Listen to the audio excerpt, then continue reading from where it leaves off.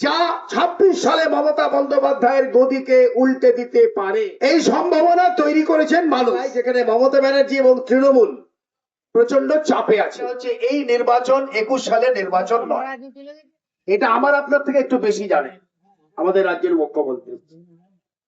এই নির্বাচন ২১ সালে তার কাছে নির্বাচন ছিল, ১৬ সালে একটা নির্বাচন ছিল, এই প্রথম একটা নির্বাচন হতে যাচ্ছে পশ্চিম বাংলায়, যেখানে মমতা ব্যানার্জি এবং তৃণমূল প্রচন্ড চাপে আছে। কেন?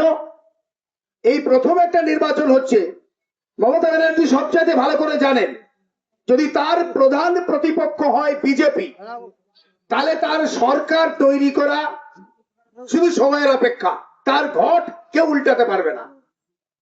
কিন্তু এই নির্বাচনে তার প্রধান প্রতিপক্ষ বিজেপি নয়, এটা আমার আপনার থেকে ভালো বেশি উপলব্ধি করছেন মমতা বন্দ্যোপাধ্যায়। এইবার নির্বাচনে একটা বিকল্প শক্তির উত্থান হচ্ছে, যার সামনের সারিতে আছে বামপন্থীরা, বিশেষভাবে সিপিআইএম।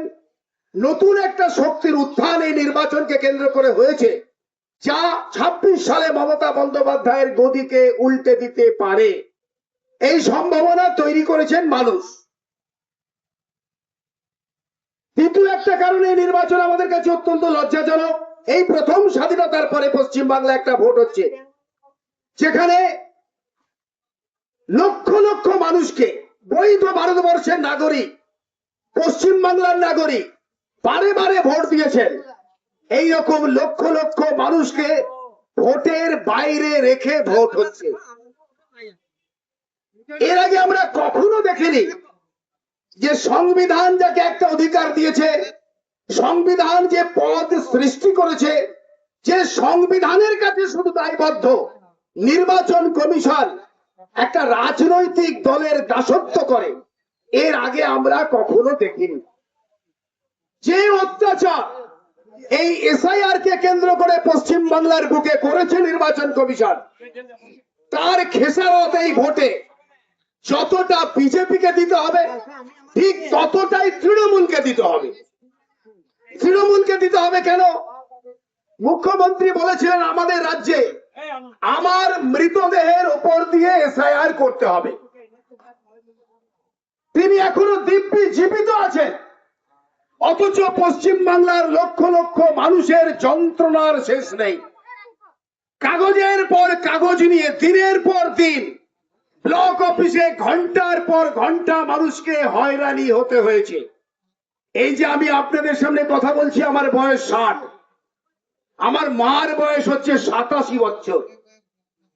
আমার মাকে সকাল ১০টা থেকে বিকেল ৩:৩০ পর্যন্ত দুদিন ব্লক অফিসে ঘন্টার পর ঘন্টা বসে থাকতে হয়েছে।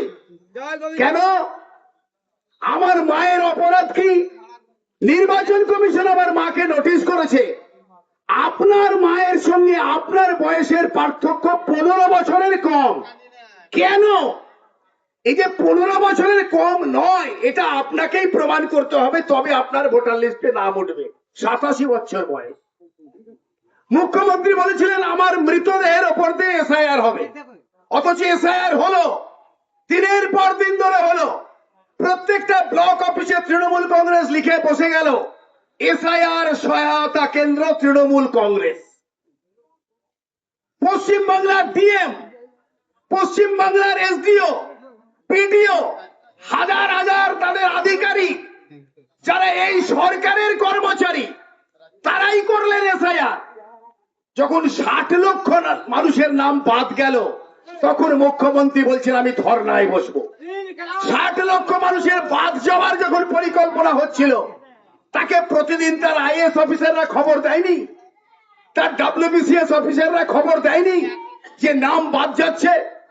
কেরালা যদি করতে পারে, কেরালার মুখ্যমন্ত্রী যদি নির্বাচন কমিশনকে বলতে পারে যে আমার রাজ্যের লোকের হয়ে নথি আমি জমা দেব, কোনো মানুষকে হয়রানি করা চলবে না, তুমি পারলে না কেন?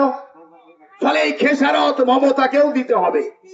ঠিক যেমন মমতা বন্দ্যোপাধ্যায় বলেছিলেন আমার রাজ্যে ওয়াকফের বিরুদ্ধে মিছিল করার দরকার নাই, কারণ আমি এখানে ওয়াকফ হতে দেব না। আপনারা ওয়াকফ আইন জানেন, অথচ দুর্ভাগ্যের বিষয় পশ্চিম বাংলা ভারতবর্ষের মধ্যে প্রথম রাজ্য যেখানে মোদী সরকার যে নতুন ওয়াকফ আইন করেছে তার বাস্তবায়িত করার জন্য প্রয়োগ করার জন্য মুখ্য সচিব নোটিশ করেছেন পশ্চিমবাংলায় প্রথম সারা ভারতবর্ষের মধ্যে। কি চান মমতা?